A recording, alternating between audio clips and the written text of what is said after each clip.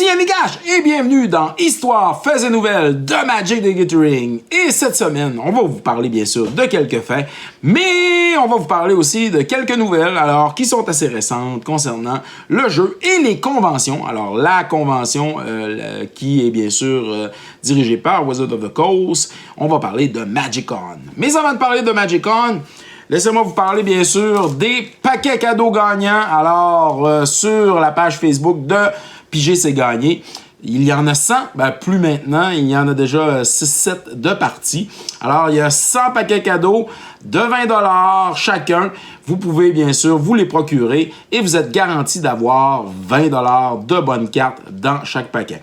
Il y a 40 paquets, alors sur les 100 qui contiennent 20$ de cartes, il y en a 10 qui contiennent entre 50 et 100$ de cartes, et les autres 50, dans le fond, vont varier entre 25 à 40$ de cartes. Alors, c'est à vous d'en profiter, c'est la meilleure offre que on peut avoir. Alors, il n'y a pas une boutique qui va vous offrir des paquets cadeaux, des boosters comme ça. Il n'y a aucune déception car vous avez au moins la valeur investie dans chacun des paquets cadeaux sur la page Facebook de Piger, c'est gagné. Maintenant, parlons de MagicCon.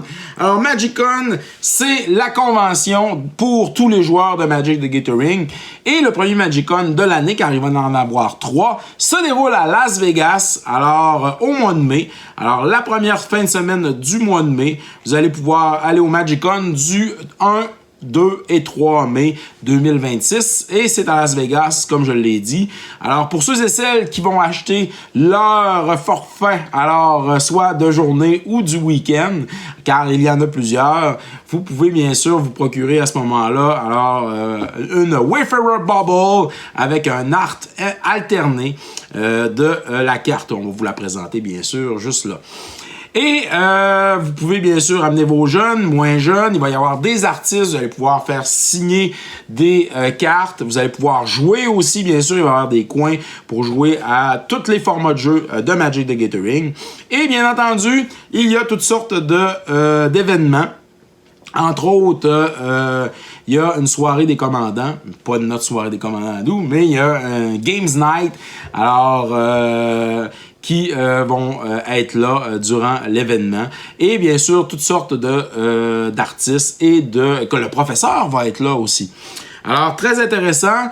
Le forfait à la journée, c'est présentement, si vous l'achetez, alors rapidement au mois de novembre, on parle de 35$ US. Sinon, ça sera 40$ pour chaque journée que vous voulez passer sur le site. Vous pouvez acheter aussi un forfait week-end, alors à 90$ US. Et cela inclut bien sûr des cartes promotionnelles, entre autres la Wayfarer Bubble promo. Ou encore, si vous l'achetez là-bas, ça va être au coût de 110$. Si vous voulez acheter aussi le Premium Single Day, alors dans le fond, ici, on vous donne un peu plus, dans le fond, de cadeaux. Ça va être 60$ et 75$ la journée même. Le Premium Weekend est à 155$. Et la journée même, le montant va augmenter à 175$. Alors, chaque forfait, dans le fond, vous donne droit à non seulement l'entrée sur le site, mais à différents événements et différents cadeaux. Alors, des cartes, des paquets de cartes collector, le set, justement, de Secrets of Strixhaven va être sorti. Alors, on va vous remettre, alors, tout dépendamment des forfaits que vous avez, on va vous remettre, dans le fond, des paquets collector de Secrets of Strixhaven. Et il va y avoir des tapis, toutes sortes de prix. Il y a des boîtes de Play Booster qui sont tirés. Bien entendu, le set de Teenage Mutant Ninja Turtle va être sorti. Alors, si ça vous tente d'aller à Las Vegas pour rencontrer The Gathering, alors des joueurs de Magic de Gathering, c'est bien sûr, ça va être le moment de le faire. Il va y avoir d'autres MagicCon durant l'année, on en reparlera plus tard. Concernant quelques faits de Magic sur les cartes, alors un des faits concerne la carte Elvish Archer.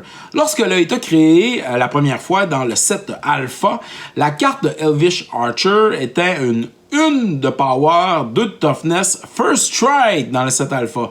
Mais si on regarde dans les autres sets, bêta et ceux où la carte a apparu par la suite, on remarque dans le fond qu'on a une 2 de power et une de toughness. Alors, on a eu un changement de power et de toughness concernant le Elvish Archer de la première édition et des autres éditions.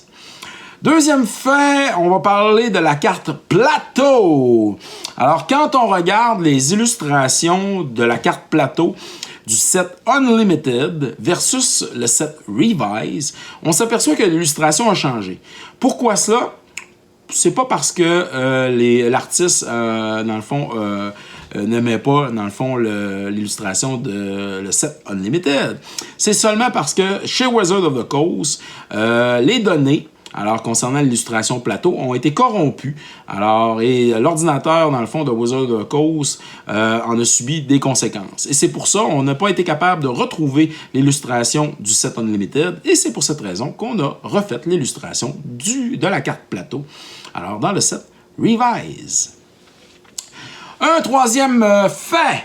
Dans le set Legions, on a une carte qui s'appelle Rati Berserker. Mais dans le fond, c'est Rati Berserker.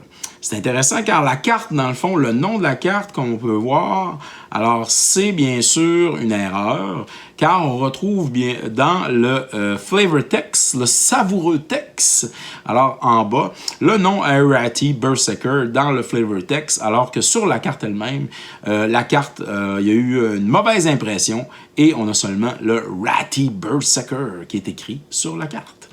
Petite erreur de ce côté-là. Dernier fait.